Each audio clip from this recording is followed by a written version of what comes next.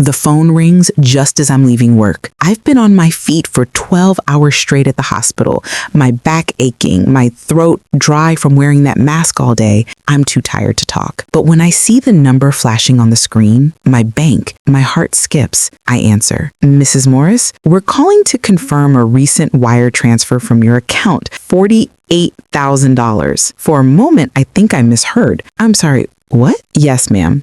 A transfer made this morning at 9:47 a.m. to a Charles Parker account. I gripped the steering wheel, the world suddenly shrinking to the size of that number, $48,000. My house fund, the money I've saved for the last 8 years, every extra shift, every weekend I skipped church, every time I told myself, one day you'll rest, Angela, there must be a mistake.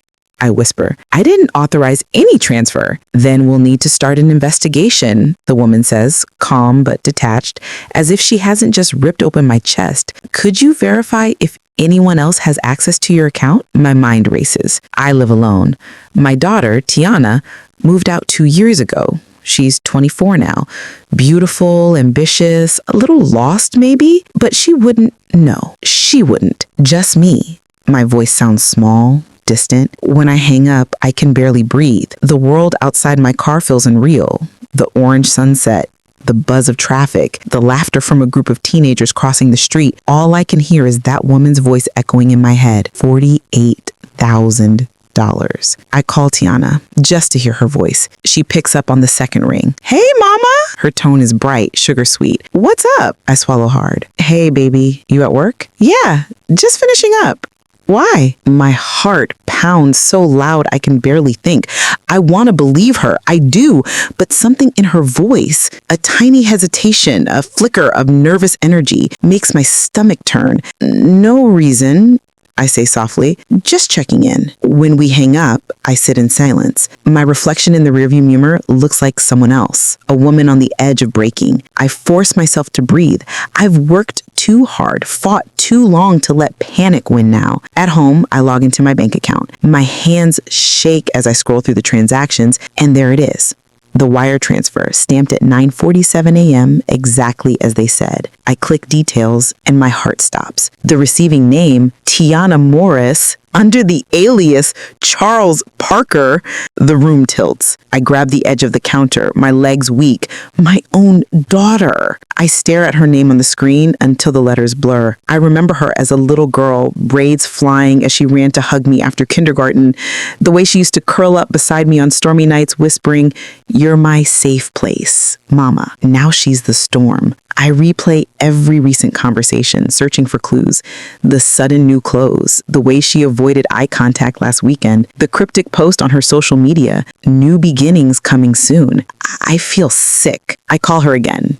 No answer. I text, Tiana, call me now. Nothing. I sit on my bed, surrounded by silence. The apartment feels colder, emptier than ever. The clock ticks loud, mocking me. I want to cry, but the tears won't come. Not yet. Instead, I grab my purse, my keys. I know where she'll be. 15 minutes later, I'm outside her apartment complex. The lights are on inside. I can see movement through the blinds, her silhouette, and another, a man. My blood runs cold. I knock once, twice. The door opens halfway. Tiana stands there in a silky robe, her eyes widening. "Mama?" she says, startled. Behind her, a tall man appears, dark-skinned, sharp jawline, eyes that carry a smugness that sets my teeth on edge. He's shirtless, tattoos glinting under the light. "Tiana?" I whisper. "What did you do?" Her lips tremble. "Mama, please." Don't lie to me. My voice cracks, the years of exhaustion and love colliding. "Did you take my money?" Her boyfriend, Charles, I assume,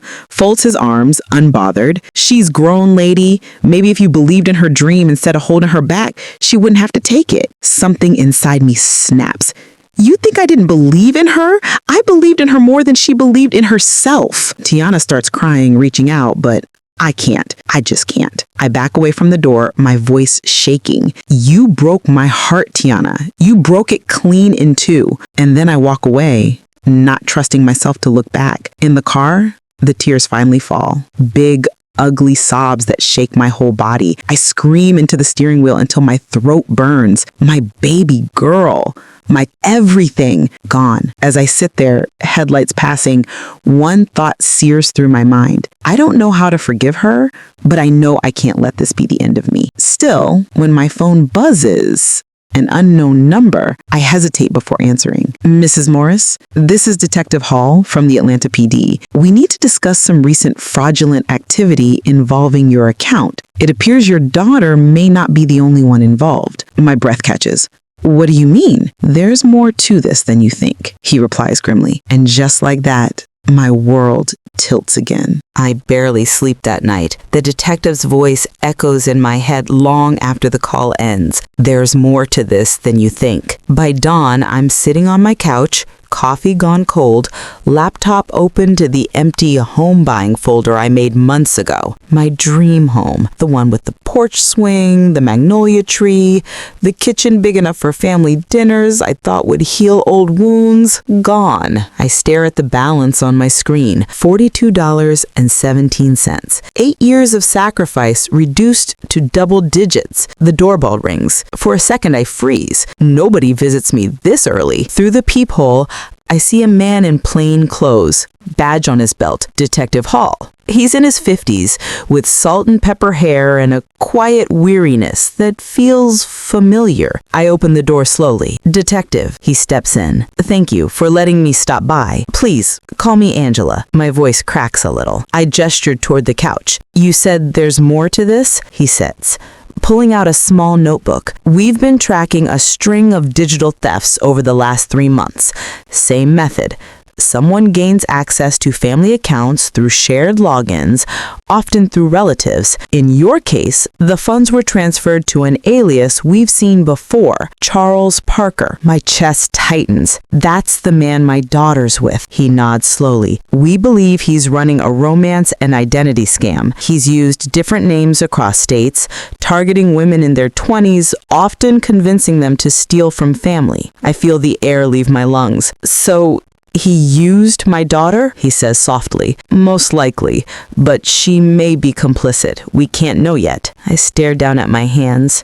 My palms are trembling. She's my only child, detective. I don't know if I can turn her in. He studies me for a long moment. Sometimes protecting them means facing the truth, Angela. I nod, but my throat feels like sandpaper. After he leaves, I sit in silence, the detective's voice hanging in the air. Facing the truth. How do you face a truth that feels like it might kill you? By noon, I'm back in my car, parked across from Tiana's apartment. I told myself I wouldn't come, but here I am, watching her window like some broken-hearted ghost. She steps out a few minutes later, jeans, oversized sweatshirt, hair pulled into a bun. She looks so young, so lost. My chest aches. Then he appears, Charles, slick, confident, one arm around her shoulders. He kisses her cheek before they head toward a black Dodge by the curb. My fingers curl into fists. I can't just sit here. I grab my phone and record a short clip, just in case. Detective Hall said evidence could help, but when Tiana turns her head and our eyes meet through the windshield, my heart stops. For a long second, she just stares. Then her face hardens and she turns away. That look cuts deeper than anything she's done. That evening, I get a text from an unknown number. You need to stop spying, old lady. You don't know who you're messing with. My stomach drops. No name, no signature, but I know it's him. I call Detective Hall immediately. He's threatening me now. He warns me, do not confront him. We're building a case. If he senses you're involved, he might retaliate. I nod, even though he can't see me. But what about Tiana? He's dangerous. He says, we're watching him. For now, keep your distance. Keep my distance from my own child. That night, I scroll through old pictures. Tiana in her graduation gown, the two of us laughing over birthday cake, her arm wrapped tight around my shoulders. I thought we were unbreakable. I thought love was enough. I whisper a prayer. Lord, please bring my baby back to me. But the next morning, my prayer feels unanswered. My neighbor, Mrs. Grant, knocks on my door, clutching her phone. Angela, honey, you might want to see this. She shows me a post on Facebook. Young couple starting luxury clothing line. Support our dream. Cash App donations welcome. And there she is, my daughter, smiling next to that man, wearing the necklace I gave her for her 21st birthday. The caption reads, "Investing in our future. Big blessings coming." I feel sick. The comments are full of praise, emojis, heart reactions. No one knows the money isn't theirs. Mrs. Grant touches my arm gently. "You okay, baby?" I nod, but my face burns with humiliation. Everyone's going to see this. Everyone's going to think I raised a thief. That night, I drive to my sister Valerie's house.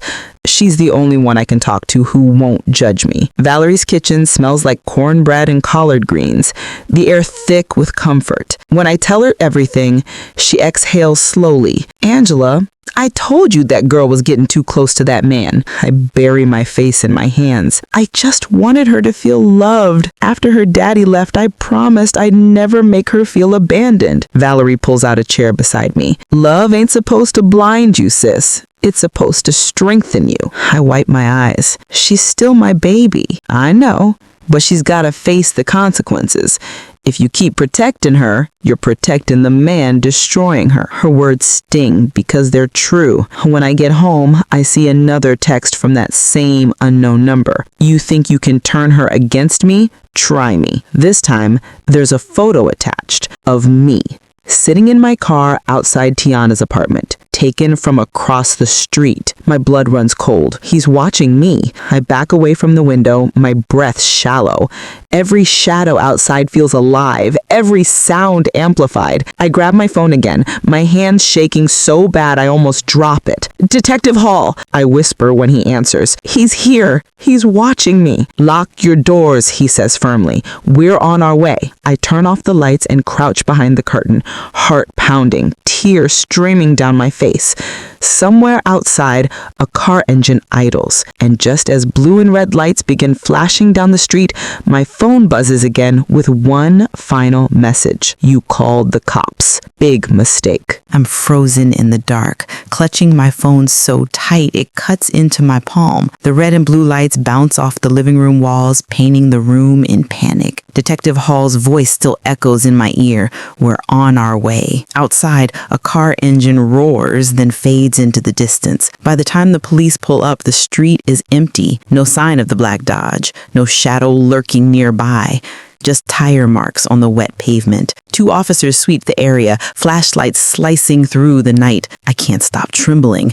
My robe clings to me, damp with sweat. Detective Hall arrives a few minutes later. He looks exhausted but focused, scanning the street with trained eyes. "Angela," he says quietly, "did you recognize the vehicle?" "I think it was his," I whisper. "Charles, the man my daughter's with." He nods grimly. "We'll pull nearby traffic camera footage, but until we know more, you need to stay somewhere else tonight. You're not safe here." I look around my little apartment, the place that's held every dream, every tear, every prayer for the last decade. Leaving feels like surrender, but staying feels like suicide. "Okay," I manage. "I'll go to my sister's house." By the time I reach Valerie's house, the sky is pale gray. She opens the door in her robe, eyes widening when she sees me shaking. "Lord have mercy, Angela, what happened?" I step inside and collapse into her arms. "He was watching me. I saw the message." She guides me to the couch, her voice trembling. "That man's dangerous, Angie. You can't go near him or that girl again until this is over." "But she's my child," I whisper. "What if he hurts her?" Valerie kneels beside me, gripping my hands. "You raised a fighter. You gotta trust that some part of her remembers who she is. But you need to live long enough to see her come back." Her words steady me, just a little. I spend the night there, staring at the ceiling, waiting for a text, a call, a sign that my daughter's still alive. Nothing. The next morning, I wake to my phone buzzing. It's a voicemail from Tiana. My heart leaps. "Mama, please don't be mad. I didn't know he was gonna do all this. I just wanted us to build something. But now, I don't know what's happening. He's different lately. I'm scared." He breaks on the last word and then the message ends. I replay it over and over, trying to memorize every breath. She's scared. My baby is scared. I called Detective Hall immediately. She called me. She's scared. Can you track her? Send me the recording, he says. We'll trace what we can, but Angela, don't reach out. Let us handle it. But how do you tell a mother not to reach for her child when she's crying for help? I wait an hour, then another. Finally, I grab my keys. I tell myself I'm just going to drive by, just to see if she's safe, but deep down, I know I'm lying to myself. Her apartment complex is quiet, too quiet. The black Dodge is gone. The blinds are drawn tight. I climb the stairs slowly, heart hammering with every step. When I knock, no one answers. But the door isn't locked. It creaks open, the sound slicing through the silence. Inside, the air smells like cheap cologne and cigarette smoke. The coffee table is overturned, glass shattered across the carpet. A picture frame lies broken on the floor, a photo of Tiana and Charles at some club, laughing, champagne glasses in hand. Tiana? My voice trembles. Nothing. I inch further in, scanning the chaos. There's a duffel bag on the couch, half zipped, stuffed with clothes and envelopes of cash. My stomach turns. Was she running? Then I hear it. A faint sound from the bedroom, a whimper. I push open the door and there she is, Tiana, curled up on the bed, eyes swollen, lip bleeding. Mama, she whispers, her voice cracked and raw. I rush to her, pulling her into my arms. She smells like fear and sweat and desperation. Baby, what happened? He found out about the detective, she sobs. He said I told you everything. I didn't, Mama, I swear. He just snapped. Where is he now? I don't know. She left about an hour ago, said he had something to take care of. I look around, my instincts screaming danger. We need to go, right now. She shakes her head. I can't.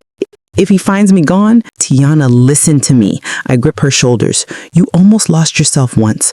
Don't let him finish the job. For a moment, I see that little girl in her eyes again, the one who used to sing in the back seat on our way to church. Then she nods, weakly. We grab what we can, her phone, her jacket, that duffel bag, and head for the door. But when I open it, my blood runs cold. Charles is standing there. He smiles, slow and cruel. Ain't this sweet? The hero mom to the rescue. Tiana gasps. Charles, please. He steps inside, shutting the door behind him. You really think you can just walk away with my money? Your money? I shoot back, voice shaking but fierce. That was my life savings, my home. You stole everything from me. He shrugs, his grin widening. Correction, she stole it. I just showed her how. Tiana starts crying again. I didn't mean to. Shut up, he snaps, grabbing her wrist. Something in me breaks. All the fear, the exhaustion, the heartbreak, it turns to fire. I grab the nearest thing within reach, a lamp, and swing it hard. It crashes against his shoulder. He yells, stumbling backwards. You crazy old, don't you touch my child, I scream.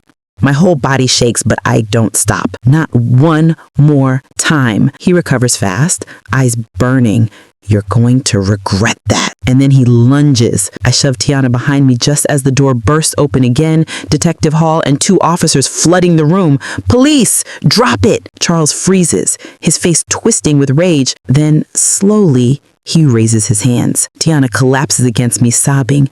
I hold her tight, whispering, It's over, baby. It's over. But as the officers cuff Charles and lead him out, he glances back with a smile that chills me to the bone. This ain't over, Angela. You think I'm the only one. I frown, confusion mixing with fear. What does that mean? Detective Hall looks grim. We'll find out soon. He turns towards the duffel bag on the couch, pulling out one of the envelopes.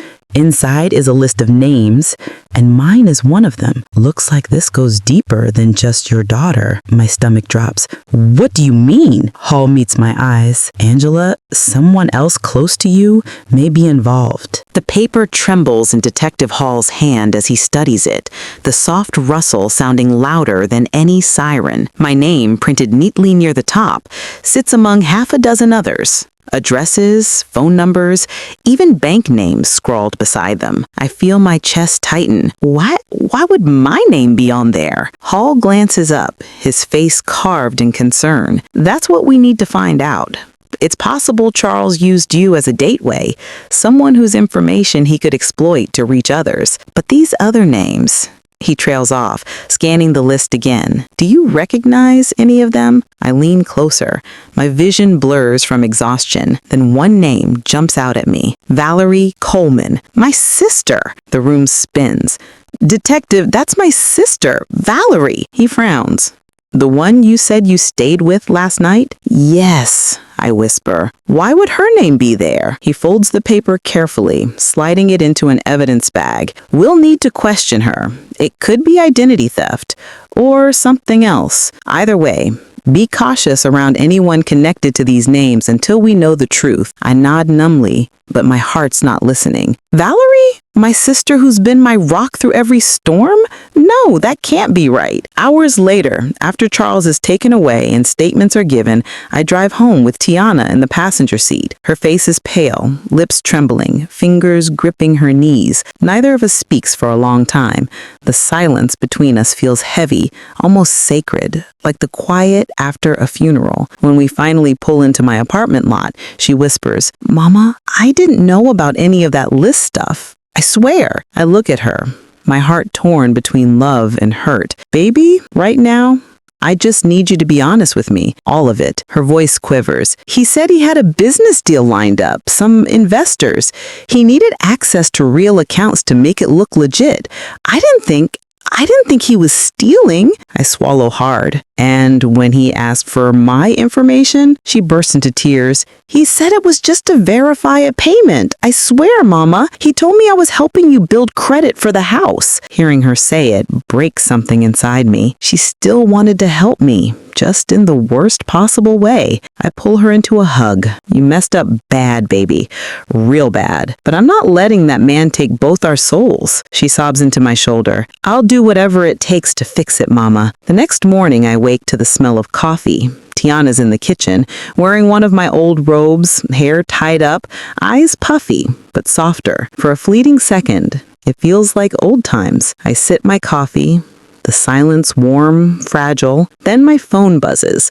A text from an unknown number again. You think I'm in jail? Think again. I freeze, my throat dry. Valerie's voice quivers. Angela, who is it? I stare at the screen, heart pounding. A new message appears. A photo of me and Tiana inside my apartment last night. He's watching us, I whisper. He's out. For a long second, I can't breathe. My fingers go numb around the phone, the image still glowing on the screen. Me and Tiana sitting in my living room, laughing weakly over coffee. That means whoever took it was close, too close. Valerie leans over my shoulder, her voice trembling. Angela, please tell me that's not him. I nod slowly, my stomach twisting. He's out, or someone's helping him. The room feels smaller, the air too thick to swallow. My thoughts race. Charles was arrested, handcuffed, taken away. I saw it with my own eyes. How could he be free less than 24 hours later? I call Detective Hall immediately. He answers on the second ring. Angela, Detective, he's out. He just sent me a message, a picture of me and my daughter from last night. There's a pause, then a sharp intake of breath. We haven't released him, he says firmly. He's still listed in custody. Wait, papers shuffle in the background. No, that can't be right. What? My voice cracks. He was transferred an hour ago for processing, but I didn't authorize that. I think someone higher up moved him without logging it properly. I'll find out where he is, Angela. Just don't panic. Don't panic. Easy for him to say. I hang up and sink into the chair. Valerie paces the kitchen, muttering, Lord Jesus.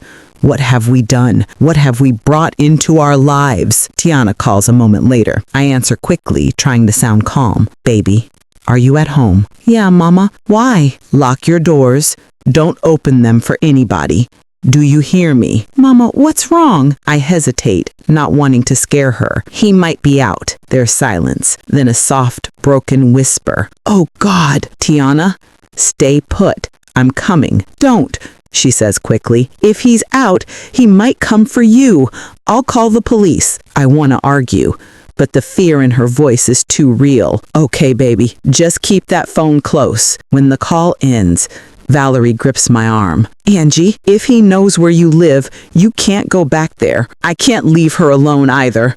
She's already scared out of her mind. Valerie looks at me for a long time, her face drawn and pale. Then we'll go together. We drive through the rain, the streets slick and ghostly under the streetlights. Every car behind us makes my heart jump. Every shadow feels alive. When we pull up to my apartment complex, the parking lot is nearly empty. I see Tiana's car, but no sign of the Dodge. Still, my instincts scream danger. We hurry upstairs, my hands trembling so hard I fumble with the key. Inside, the apartment smells faintly of vanilla and bleach, like someone tried to erase something. Tiana? I call softly. No answer. The silence is deafening. Then I hear it, the soft creak of floorboards from the back hallway. Valerie's eyes widen.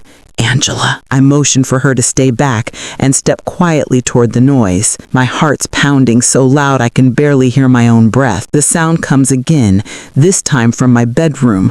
I grip the doorknob, whisper a prayer, and push it open. Tiana stands there, holding a baseball bat. Her face is pale, eyes wide with terror. When she sees me, she bursts into tears. "Mama, I thought you were him." I rush to her, wrapping her in my arms. "It's okay, baby. It's just me." She sobs into my shoulder. "I heard something outside earlier, like someone jiggling the handle. I didn't know what to do." Valerie steps in behind us, scanning the room. "This place gives me chills. We should leave now." I nod, but something catches my eye. A small flash drive lying on the dresser. "What's that?" I ask. Tiana frowns. "I don't know. It wasn't there earlier." I pick it up carefully. There's a piece of masking tape stuck to it with 3 words scrawled in black ink, "For her eyes only." I glance at Valerie and Tiana. "Do either of you know where this came from?" They both shake their heads. I plug it into my laptop, my pulse racing. The screen flickers, and then a video file appears. Truth.final.mp4. I click play. The screen fills with grainy footage. Charles sitting at a table, staring straight into the camera. "If you're seeing this, Angela, it means things didn't go the way I planned. You think you beat me, but you never understood the real game. You were just the opening move." My throat goes dry. He leans closer, smirking. "You think your daughter was my only connection? Look closer to home." The video cuts to still images, screenshots of bank transactions, text threads, names, my name, Valerie's name, even some co-workers from the hospital. He continues, his tone almost mocking. "You see, I never needed your money. I needed your access. Every person you trust, every person who touched your accounts became a part of my chain. I built my empire through your kindness." Tiana gasps, covering her mouth. "Oh my God!" I keep watching, frozen. "Now," Charles says, his smile turning cold, "if you try to come after me again, all this goes public. Every file, every photo, every message. You'll lose your job, your reputation, everything. So be a good woman, Angela. Stay quiet. And maybe I'll let you live in peace." The video ends. The laptop screen goes black, and so does my vision for a second. I feel the room tilt, my heart thundering in my ears. Valerie whispers, "He's threatening to destroy you." I close the laptop slowly, forcing my hands to steady. No, he's daring me to give up, and I won't. Tiana wipes her tears. "Mama, what are we going to do?" I take a deep breath. The fear in me hardens into something sharper. We're not running anymore. If he wants a war, he's got one. I grab my phone and dial Detective Hall again. "Detective, I have something you need to see. A video message. He's not just after me. He's blackmailing people, including folks from the hospital." There's a pause. Then he lowers his voice. "Angela, I need you to stay put. We've just discovered something too. You're not the only victim.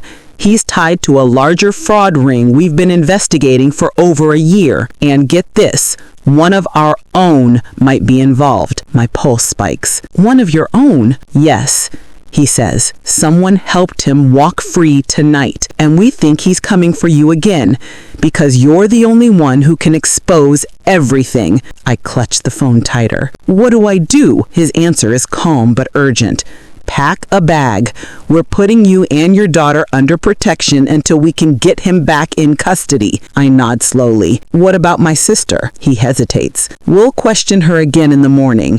For now, trust no one. When the call ends, I glance at Valerie. Her face is pale, her hands trembling. She whispers, "What did he say?" I study her, really study her, and something cold slides through me. He said not to trust anyone. Her eyes flicker, just for a moment, and that's when I see it. Fear or guilt. I can't tell which, but I know one thing. This nightmare isn't over. It's only getting started. I don't sleep that night.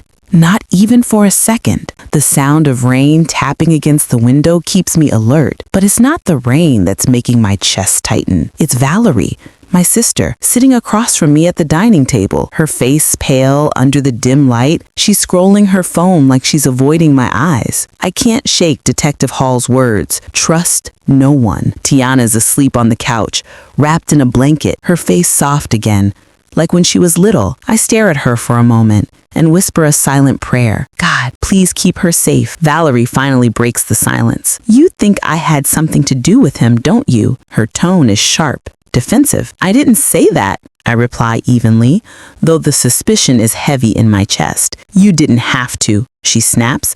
I see the way you're looking at me. I sigh and rub my temples. Val, he said someone close helped him. And you were the one who told me where he worked, remember? She throws her phone on the table. Oh, so now that makes me his partner in crime? I didn't say that either. But the man walked out of jail like it was nothing. Somebody pulled strings. Her voice cracks, full of hurt. You think I'd sell you out after everything we've been through? I lost my job helping you, Angie. Her tears are real. But I've learned something these past few weeks. Real tears don't always mean clean hands. Before I can respond, my phone buzzes. It's a text from an unknown number. Ask your sister what she did with the money. My stomach flips. I glance up. Valerie's watching me now too closely. What is it? She asks softly. I don't answer. I just stand, slip my phone into my pocket and say, I need some air. Outside, the air is heavy and cool. I step under the porch light, pacing, trying to breathe through the storm in my head. Could Valerie have taken some of the money? No, that's impossible. I had the transfers traced. It all went through Charles's accounts. Still, the text rattles me. I call Detective Hall again. He answers groggily. Angela, I just got another message. It said to ask my sister about the money. He's quiet for a moment. That could be him trying to manipulate you again. He wants you to turn against everyone. Or it could be true. I whisper. Detective, you said someone inside helped him get out. What if it wasn't someone inside the department? Meaning, what if it was someone feeding him information from my side? There's a pause. Then he says quietly, you have good instincts. But don't confront her yet. If she's involved, she'll panic. I'll send someone to keep an eye on your place tonight. I hang up and turn back toward the house. Through the window, I see Valerie standing by the table, staring down at my laptop, the one with the flash drive. Her expression isn't fear anymore. It's calculation. When I step inside, she jumps slightly, forcing a smile. Everything okay? Yeah, I lie. Detective said they'll handle it. I glance at the laptop. The flash drive is gone. Hours later, it's nearly dawn. The rain has stopped. Tiana is still asleep, curled up with her blanket. I sit on the edge of the couch, replaying every conversation I've had with Valerie these past few days. The time she insisted I filed the report online, the way she knew exactly which officer to ask for, the way she kept warning me not to tell too much. I walk quietly to the guest room. Valerie's door is closed, but I hear her talking in hushed tones. I press my ear to the wood. Yeah, she has it, she whispers. No, she doesn't suspect yet, but she's close. I'll try to get it back before morning. My blood runs cold. I push the door open. Valerie freezes mid-sentence, her phone still in her hand. Who are you talking to? I demand. Her eyes dart left, then right. Angela, it's not what you think. Who are you talking to? She lowers the phone slowly, her lip trembling. He called me, okay? He said if I didn't help him get the drive back, he'd hurt you. I was trying to protect you. I step closer.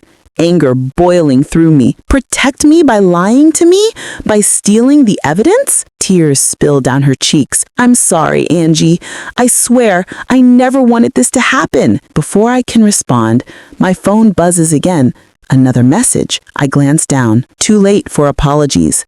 Check your email. I open my inbox and gasp. Attached is a file labeled Hospital Fraud Evidence, Angela Morris. I click it open and my heart nearly stops. It's a folder of fake invoices and doctored payment receipts, all under my name. To anyone looking from the outside, it looks like I was the one laundering hospital funds. I whisper, "Oh my God, he's framing me." Valerie's eyes go wide.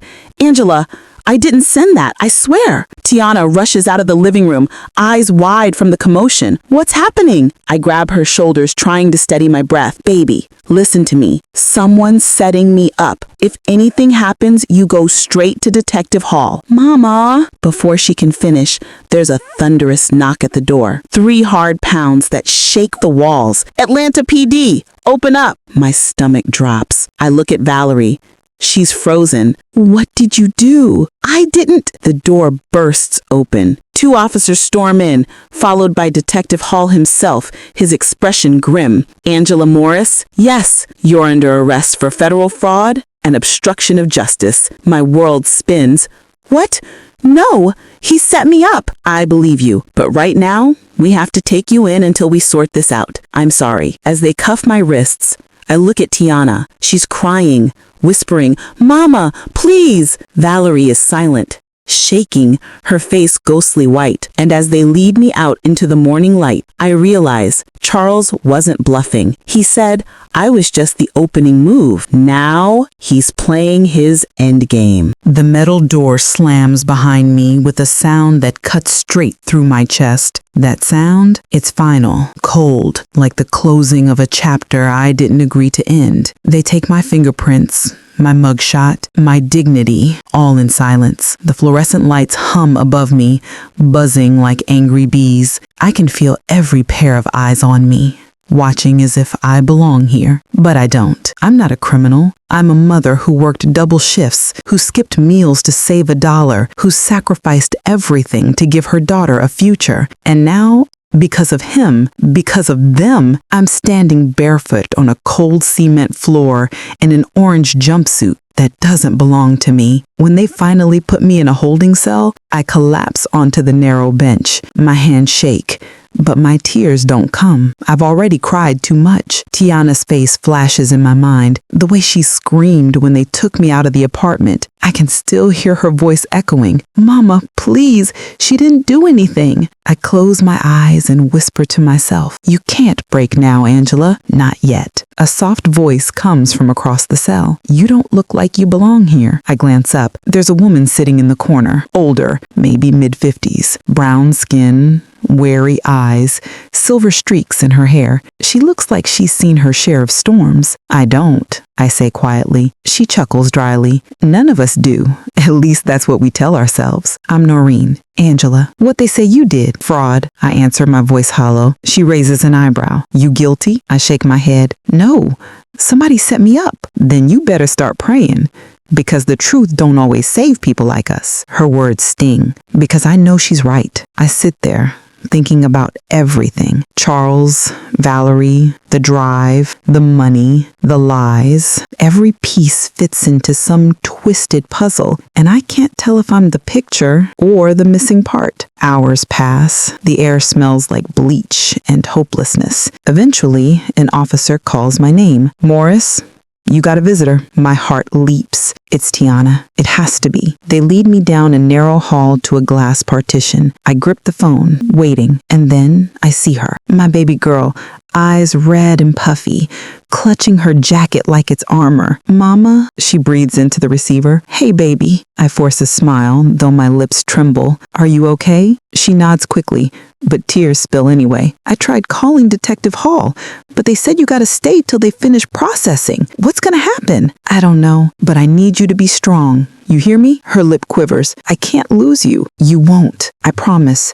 even though I have no idea how I'll keep that promise. Then she lowers her voice. Mama, Valerie's gone. What do you mean gone? She left this morning. Her phone's off. Her car's not in the lot. I think she ran. The world tilts. She took the drive, didn't she? Tiana nods. Yeah, I think she gave it to him. My blood runs cold. That flash drive was the only solid proof I had. Without it, I'm just another woman with a story no one believes. Tiana, I say carefully, I need you to listen to me. Go to my desk at work, the one in the nurse's office. There's a folder with blue tabs. Inside, you'll find copies of every transaction I ever made to the home fund. That's your proof. Get it and bring it to Detective Hall. She nods, wiping her tears. I'll do it, Mama. I'll fix this. The officer taps the glass. Time. I press my hand to the partition. I love you, baby. Don't let anyone scare you. I love you too, Mama. And then she's gone. Back in the cell, I sit in silence. Noreen watches me carefully. Family trouble? I laugh bitterly. Something like that. She nods slowly. They always say the devil comes wearing a stranger's face, but sometimes, baby, he walks in through your front door wearing a smile you trust. Those words hit too deep. I lean against the wall, eyes closed, whispering a prayer under my breath. Lord, I need you now more than ever. A few hours later, an officer returns. Morris, you're being transferred to county jail pending arraignment. As they lead me down the corridor, a young guard hands me my belongings. Just my cross necklace and a folded note. I frown. What's this? He shrugs. It was in your file. Said it was delivered for you. I open it. It's a single piece of paper with 4 words, written in neat, familiar handwriting. It's not over yet. There's no signature, but I know I don't need one. I know that handwriting anywhere. Valerie. My hand shakes so bad I nearly drop the note. I whisper to myself, oh sis, what did you do? They load me into a van. The ride is silent, except for the hum of the engine and the sound of my own pulse hammering in my ears. Through the small, grated window, I see the city passing by. My city, my whole life, now turned upside down. Halfway there, the van suddenly swerves. The driver curses, slamming the brakes. I jolt forward, my wrists scraping the cuffs. What's happening? One of the officers shouts. The driver looks out the window. Car just cut us off. A black SUV blocks the road. The doors open and 2 men in dark hoodies step out. Stay in the van, the guard yells, reaching for his weapon. Before he can move, the back doors fly open. They're shouting chaos, a flash of movement. And then a voice I recognize, cold and smooth as oil. Hello, Angela. Charles. He smirks, eyes glinting under the dim streetlight. You miss me? My heart stops. He looks down at the guards, already unconscious on the ground. You and I have unfinished business. He steps closer, reaching out his hand. Let's go for a ride. I stare at him, my pulse racing. If you think I'm scared of you, he cuts me off with a grin. Oh, I don't want you scared. I want you awake this time. You and I need to talk about loyalty and your sister. Before I can respond, something sharp pricks my neck. The world goes black. Darkness folds around me like a heavy blanket, and for a while, there's no sound, just the slow echo of my heartbeat. Then, voices, faint, distant. Is she awake yet? A man asks. Not yet. You sure this is smart? Another replies. A chuckle, smooth, competent. Charles. She'll thank me later, he says. Angela's always been too proud for her own good. Sometimes the only way to wake a woman like that is to break her pride. His words drag me back to consciousness. I force my eyes open, blinking through the haze. I'm lying on a dusty couch in what looks like an abandoned house, the wallpaper peeled, the floorboards cracked, a faint smell of gasoline and damp wood filling the air. My wrists are bound, but not tightly. He wants me awake, alert, aware. You really outdid yourself this time, I croak. Charles turns from the window, that smug grin curling across his face. Well, look who's back in the land of the living. He steps closer, wearing a crisp black shirt like he didn't just orchestrate my kidnapping. His cologne hits me, the same scent that used to make me weak, now makes my stomach turn. What do you want? I ask. I want balance, he says calmly. You cost me a lot of money, Angela. You embarrassed me. You made me look like a fool in front of people who don't forgive mistakes. Good, I spit. Maybe they'll do what the law couldn't. His smile falters for a moment before returning. Still feisty. That's what I liked about you. He kneels down, his face inches from mine. Tell me where the backup files are, and I'll make this easy. I frown. What backup files? He studies me, trying to read my expression. You think I don't know you made copies? You've always been smarter than you look. That folder your daughter has, the one with the blue tabs? Where is it now? I freeze, my mind racing. How does he know that? Did he? Valerie told me, he says smoothly, answering the question I didn't ask. She's been very helpful. My chest tightens. You're lying, he smirks. Am I? He pulls out his phone, swipes the screen and holds it up. There's a photo. Valerie, standing outside a bank. She's holding a folder that looks just like the one from my office. She brought it to me this morning. Told me you'd never forgive her otherwise. Said she might as well finish what she started. The image burns into me. For a moment, I can't breathe. Valerie, my own sister, handing over the last thing that could have saved me. I whisper, you used her. He laughs softly. I use everyone, Angela. You just took longer to figure it out. That's when something shifts inside me. That raw, tired pain that's been building since the moment I saw my savings vanish. It turns cold, focused. I sit up straighter, meeting his gaze. You think you've won, but you don't know me. He tilts his head, intrigued. Enlighten me. I don't break easy, and I don't stay broken long. His eyes narrow. You're still in my house, tied to my chair. And yet, I whisper, you're the one who looks trapped. He laughs, but it's forced now. Still preaching, huh? Before I can respond, a noise echoes outside. Faint footsteps, crunching gravel. Charles straightens, glancing toward the window. We've got company. He motions for one of his men to check. The guy opens the front door slowly, and suddenly there's a flash of light, a shout, and a bang. Police! Chaos erupts. Charles curses, grabs his phone, and bolts toward the back exit. I fall sideways, struggling against the ropes. The room fills with shouts, boots pounding against wood, glass shattering. Freeze! A voice yells. I hear another gunshot, this one closer.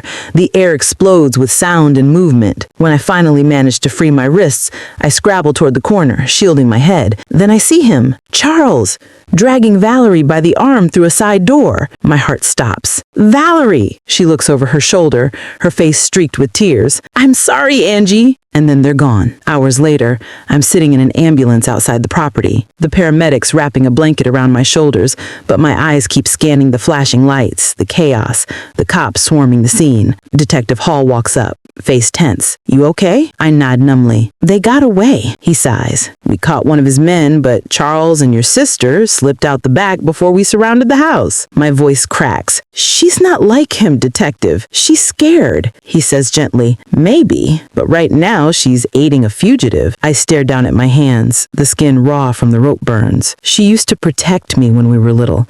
She'd fight boys twice her size if they looked at me wrong. He crouches beside me. Sometimes people who once protected us end up being the ones we have to protect from themselves. That truth cuts deep. Do you think she'll come back?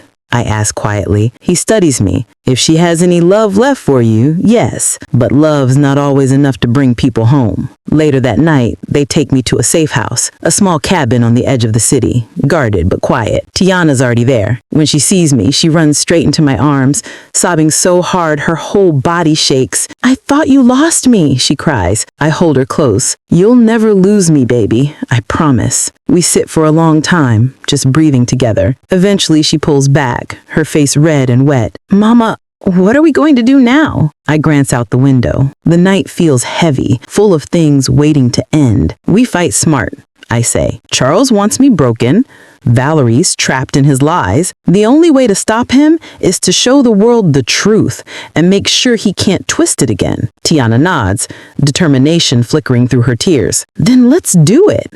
Let's finish this. I take her hand, squeezing it tight. We will. As the room falls quiet again, my phone vibrates on the nightstand. A new message flashes across the screen. Unknown number. You've got 1 day, Angela. 1. Then I take everything you love. My pulse spikes. I whisper, he's not done yet. Tiana grabs my arm. What does it mean? I stare out into the dark. It means the final storm's coming, baby. And this time, we fight it on our terms. But even as I say it, my gut twists. Because deep down, I know Charles doesn't make empty threats. And whatever he's planning next, it's going to change everything. The night after the message, sleep doesn't come. Every creak of the cabin sounds like a warning. Every flicker of the porch light feels like an omen. I sit at the kitchen table with a mug of coffee gone cold, the glow from my laptop painting the walls in pale blue. Tiana's asleep in the next room, finally worn out from crying. She doesn't know I've been watching the same news clip over and over, Charles's face flashing across the screen. Local businessman under investigation for financial fraud, the reporter says, her voice too calm for the chaos behind the story. Authorities suspect he fled with accomplice Valerie Brooks, still at large. There it is, her name, my sister's name tied to a criminal headline. I pause the video and stare at the frozen frame of Valerie beside him, eyes down, hair wild, guilt etched across her face. I trace her image on the screen with my finger. I'm going to save you, even if you don't want me to. My phone buzzes again. Unknown number. This time, there's a video link. I hesitate, then tap it. The screen fills with static before clearing into a shaky image. Charles, sitting in some dim motel room. He's got Valerie behind him, silent, eyes glassy. He smiles that serpent smile. Angela, you've got quite the nerve getting the cops involved. I told you to stay quiet. He turns slightly, stroking Valerie's arm. She flinches. Now your sister here's nervous. I don't like when people around me get nervous. Makes me nervous too. Leave her out of this, I whisper. Oh, I intend to. Once I get what I want. You've got my attention now, so listen carefully. He leans closer to the camera. Tomorrow, 8 p.m. sharp. You bring the original documents to the old mill by Route 17. No cops, no games, or I make sure your sister's fear turns into something permanent. The video ends abruptly. My hands tremble as I clutch the phone. Fear and rage rise in equal measure.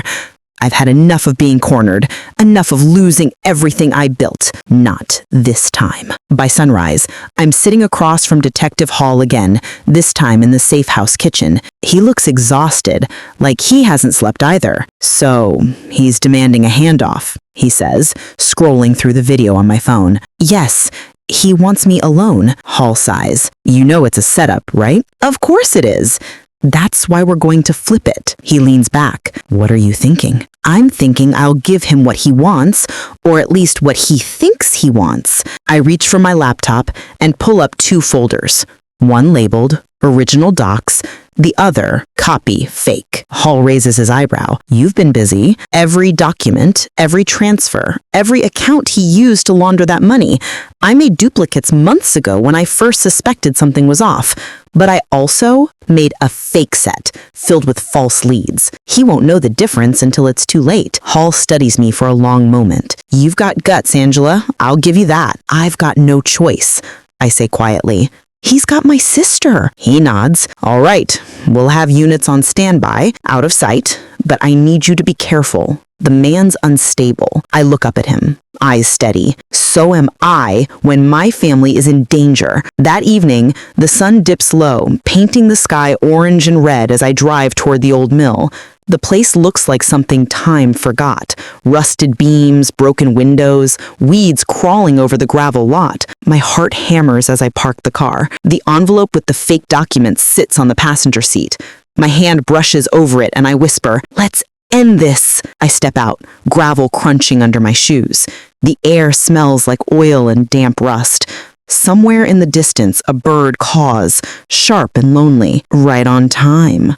Charles's voice echoes. He steps out from behind one of the columns, dressed in dark jeans and a leather jacket, gun glinting at his side. Valerie's with him, pale, shaking, her wrists bound. My throat tightens. "You okay, Val?" She looks at me, tears welling. "I'm so sorry, Angie. I didn't mean for it to go this far." Charles smirks. Touching reunion. "Let's keep it short, shall we?" "The folder?" I lift the envelope slightly. "Right here." He steps forward, slow and deliberate like a lion closing in on prey. "Put it on the ground," he orders. I kneel, placing the envelope between us. "You let her go first." He chuckles. "That's not how this works." Then his phone buzzes. He glances down, frowns. I can see confusion flicker across his face. He swipes the screen, and his expression shifts to panic. "What did you do?" he snaps. I straighten, my voice steady. "I told you." "You don't know me." In the distance, floodlights flare to life. A loudspeaker blares. "Charles Danvers, this is the police. Drop your weapon." Valerie screams. Charles jerks her closer, gun against her temple. "You lied to me!" he yells. "Let her go, Charles! You're surrounded!" He's breathing hard now, eyes wild. "You think you can beat me?" I hold my ground, voice trembling but fierce. "I already did." Then a gunshot splits the night. Charles staggers backwards, eyes wide with shock. The weapon falls from his hand. He collapses to his knees, clutching his shoulder, yelling in pain as officers swarm in from every direction. Valerie drops to the ground, sobbing. I rush to her, pulling her into my arms. She clings to me like she did when we were kids hiding from thunderstorms.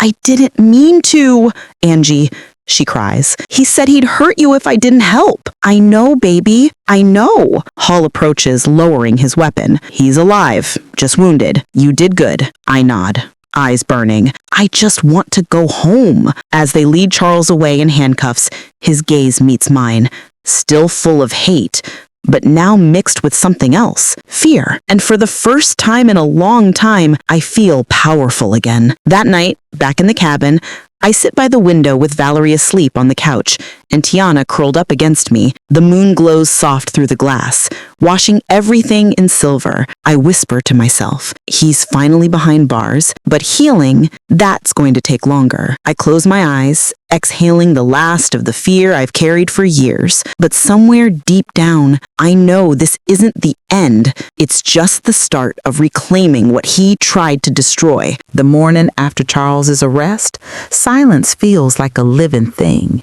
No sirens, no shouting, just the sound of rain sliding down the cabin windows, soft and steady, washing away the chaos that's clung to my life for too long. Valerie's still asleep on the couch, curled beneath one of Tiana's blankets. Her face looks younger when she's resting, almost like the sister I used to know before greed and fear got in between us. I watch her chest rise and fall and whisper, "We made it out, Val. Somehow we made it." Tiana comes in from the kitchen, holding 2 mugs of coffee. "Mama, you should try to eat something," she says gently. "You barely slept." I smile weakly. "My stomach ain't ready for food yet, baby. Too many ghosts sitting in it." She sits beside me, her warm hand over mine. "You did what you had to do. You saved Aunt Valerie." I nod, though my heart's still heavy. Yeah, but saving someone don't always mean fixing them. Outside, the rain picks up, tapping harder against the glass. I stare into the gray sky, thinking of all that's been lost. The money, the home, the trust. $48,000 might not mean much to some people, but to me, it was a lifetime of sweat, of hope. It was my second chance after the divorce, my safety net, and now it's just numbers erased by betrayal. Later that day, Detective Hall drops by to check on us. He stands on the porch, hat in hand, raindrops on his shoulders. Charles won't be seeing daylight for a long while. We've got more than enough evidence now. Good, I say, though my voice is flat. Maybe now I can breathe again. Hall hesitates, then adds, "And your sister, the DA is aware she was under duress. She'll likely get a plea deal, maybe probation if she cooperates. Tiana lets out a small sigh of relief. That's good news, right? I nod slowly. It's mercy, and mercy is what I prayed for. Hall tips his head, gives me a small smile. You got a big heart, Angela. Not many people could forgive after what you've been through. Forgiveness ain't for them, it's for me. I'm tired of carrying hate like a second skin. He nods, understanding. If you ever need anything, I'll be fine. I cut in softly. I have to be. He gives a final nod and leaves, his boots splashing through puddles as the patrol car fades down the road. When the sound of the engine disappears, I finally let myself cry, quietly, without sobs, just a steady stream that feels like a release I've been holding for months. Days turn into weeks.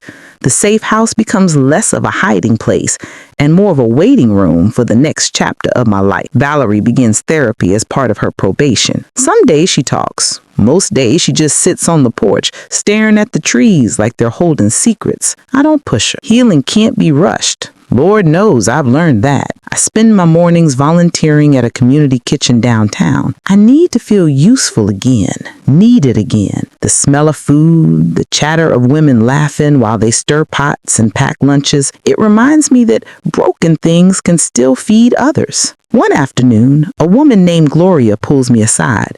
She says, "You got a light in you." She wipes her hands on her apron. "Even when you're tired, you shine through it." I chuckle.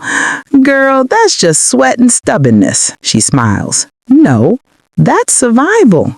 I know it when I see it." Her words stick with me long after the shift ends. That night, I take out my old journal, the one I used to write in when life got too loud. The pages are wrinkled, the ink faded, but as I open it, something inside me stirs. I start writing about Charles, about Valerie, about losing and forgiving and rising. The words spill out like they've been waiting for freedom too. A few weeks later, I get a call from my old bank manager, Ms. Green. Her voice is soft, cautious. "Angela, I know this is a difficult time, but I wanted to let you know there's a restitution process underway. If the court orders it, you may recover a portion of what was stolen." "How much?" I ask. "Hard to say. Maybe a few thousand, maybe more.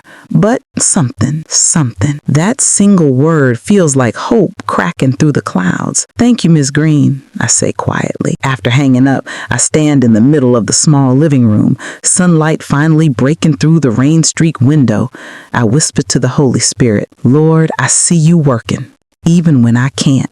Weeks later, Valerie comes to me with trembling hands. "Angie," she says softly, "I started a support group for women like me, women who made mistakes they're trying to fix. I want to help them the way you helped me." My chest swells with pride and ache all at once. "That's beautiful, Val. I'm proud of you." She looks down. "Do you really forgive me?" I reach out, lifting her chin so our eyes meet. "I forgave you the moment I realized hate was keeping me chained to him. We both got free, just in different ways." She nods, tears spilling down her cheeks. "I don't deserve you," I say with a small smile. "Maybe not, but grace ain't about deserving." That evening, after everyone's asleep, I step outside and look up at the stars. Tiny pinpricks of light in the dark. For the first time in a long while, I feel like I'm not just surviving, I'm starting to live again. I pull my phone from my pocket and open a new note. At the top, I type, "New business plan, Angela's Heart and Home Services, a cleaning and organizing business. Small, honest work I know well, work that rebuilds from the ground up, just like me." I whisper to the night, "You took $48,000 from me, Charles, but you couldn't take my fire." The wind stirs, brushing against my face like a blessing. For the first time, I smile. Not the forced kind, but the kind that starts deep in the soul and spreads slow, steady, and true. Tomorrow, I'll start again. It's been 6 months since that night at the mill. 6 months since Charles was cuffed and taken away, shouting threats that don't scare me anymore. 6 months since Valerie cried in my lap, shaking like a child, begging for forgiveness she already had. Now, I'm sitting behind a second-hand desk in a tiny office space downtown with a peeling sign outside that reads, Angela's Heart and Home Services. The walls smell faintly of paint. The floors gleam from the polish I did myself. And the phone, that blessed phone, rings for the first time this morning. I pick it up, voice steady. Angela's Heart and Home, how can I help you today? The woman on the other end sounds flustered. Hi, Miss Angela. I saw your flyer at the community center. I need help reorganizing my grandmother's house. It's been hard since she passed. I'm so sorry for your loss, I say gently. We can absolutely help. What day works best for you? As she talks, I scribble notes, feeling that old rhythm return. The working woman, the nurturer, the problem solver. When I hang up, I close my eyes for a moment and whisper, Thank you, Lord. You brought me back to life. By afternoon, Tiana drops by with sandwiches. She's taller now. Or maybe I'm just noticing how much she's grown into herself since all this happened. Strong, beautiful, certain. Businesswoman vibes, mama, she teases, glancing around the small office. You got that boss look today. I laugh softly. Baby, the only thing I'm bossing right now is this mountain of paperwork. She sits across from me, opening her lunch. Still, you did it. You started something new after everything. I nod slowly, taking in her words. Starting over ain't easy, but it's a kind of miracle too. You realize how much power you had all along. She chews quietly, then asks, Do you ever think about him? I pause. Sometimes. Not in the way I used to. The anger's gone. The fear too. Now when I think of Charles, I think of lessons. She raises an eyebrow. Lessons? I smile faintly. Yeah, about how love without boundaries ain't love at all. About how trusting people doesn't mean letting them handle your soul. About how strength isn't loud. It's quiet. It's waking up every day and choosing peace. She nods, eyes shining. You sound like Grandma. That makes me laugh. Then I must be doing something right. That weekend, I visit Valerie at the community center. She's standing in front of a small group of women, her voice trembling but clear as she shares her story. I lost everything because I was scared, but my sister taught me that forgiveness doesn't mean weakness. It means freedom. When she spots me in the back of the room, her eyes fill with tears. She gestures toward me. That's her, the reason I'm still standing. The women turn, smiling, some nodding like they already know what it means to have someone hold your hand through the dark. After the meeting, Valerie rushes over and hugs me tight. You came. I wouldn't miss it, I whisper, hugging her back. I'm proud of you, Val. You're doing good work. She pulls back, wiping her eyes. I'm trying to make it right, one story at a time. I grin. That's all any of us can do. Later that night, I return home to find a letter in the mailbox. It's from the county restitution office. My heart beats faster as I open it. Enclosed is a check in the amount of $8,247. This represents a portion of the funds recovered in your case. I stare at the numbers, hands trembling. It's not 48,000, not even close, but it's something. It's justice's small nod to endurance. When Tiana sees it, she gasps, Mama, that's amazing. I smile softly. It's a start. Then I fold the check carefully, place it in an envelope marked Future, and tuck it inside my Bible. That money came from pain, so now it's going to go toward purpose. Weeks pass and the business grows. Word spreads faster than I expect. Clients leaving glowing reviews, neighbors telling friends, even a small feature in the local paper titled From Betrayal to Business, One Woman's Story of Strength. I clip that article and tape it to the wall above my desk. Not for vanity, but as a reminder, I didn't just survive, I rebuilt. One evening while closing up the office, I catch my reflection in the dusty window. The woman staring back at me has streaks of silver in her curls, faint lines etched around her eyes, but she's glowing from something deeper. Look at you. You still here. The sound of a knock startles me. I turn to see Valerie at the door holding a box of pastries. Peace offering, she says shyly. I grin. You don't have to bribe me with sweets anymore. Who said I'm bribing you? Maybe I just wanted to feed my big sister. We sit together, eating warm apple turnovers. She watches me for a long moment, then says, You know, when Charles took that money, I thought he took everything. But you found a way to make it mean something. How'd you do that? I think for a moment before answering, because pain's a teacher, Val. It'll break you if you let it, or build you if you're brave enough to learn from it. She smiles, nodding slowly. Then maybe I'm ready to learn too. When she leaves, I stay sitting there for a while, staring at the quiet office, the soft hum of the fridge, the faint tick of the clock. For the first time in years, I feel at peace with my story. Everything that broke me, it also built me. The woman who once lost her savings, her trust, and nearly her mind, she's standing tall again, covered in grace, walking in light. I lock the door, step out into the cool night, and whisper to the wind, tomorrow's mine. The morning light spills across my kitchen like honey, warm, slow, forgiving. The scent of coffee mixes with the faint smell of lemon cleaner, and for once, I don't rush. I move easy, humming softly to myself as I pack lunches for Tiana's community volunteer shift. It's Sunday, my favorite day now. No clients, no chaos, no past chasing me, just peace. Valerie's sitting at the kitchen table, reading from her worn Bible, her hair's braided back, her face soft in the sunlight. She looks up at me and smiles. Small, but real. Church starts in an hour, she says.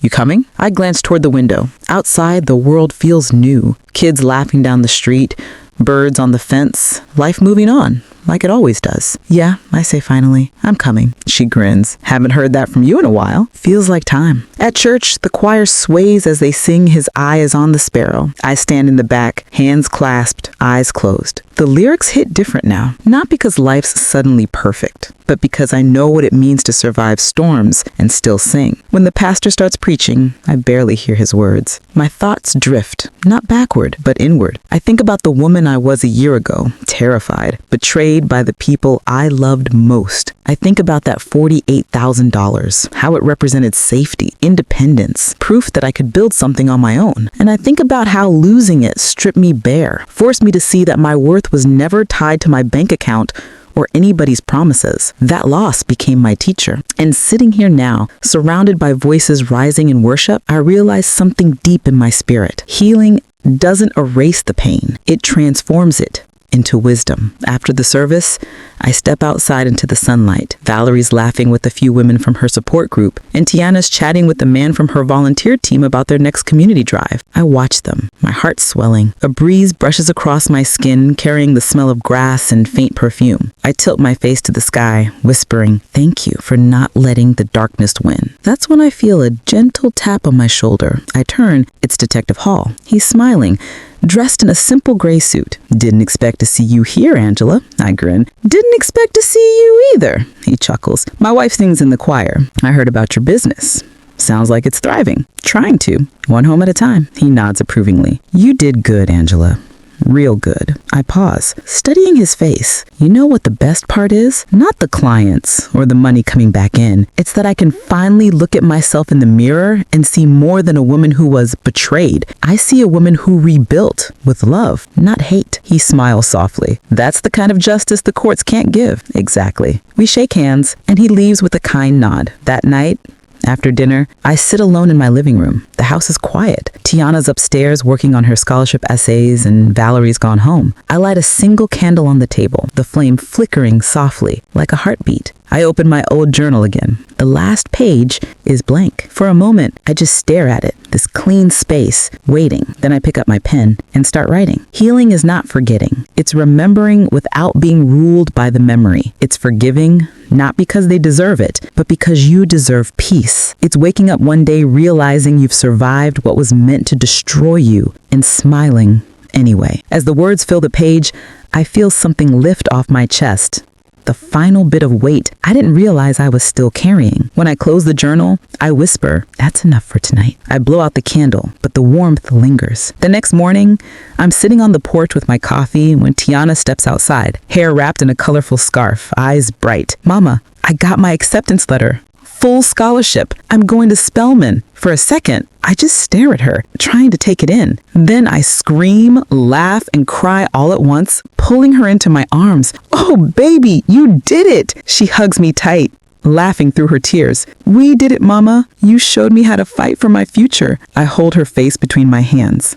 No, baby, you did that on your own. I just made sure you believed you could. We sit together on that porch for a long time. No words, just peace. The kind that doesn't come easy, but stays once it finds you. I look out at the sunrise, gold spilling over the horizon, and whisper to myself, maybe this is what healing looks like. Not forgetting, not pretending, but just choosing joy.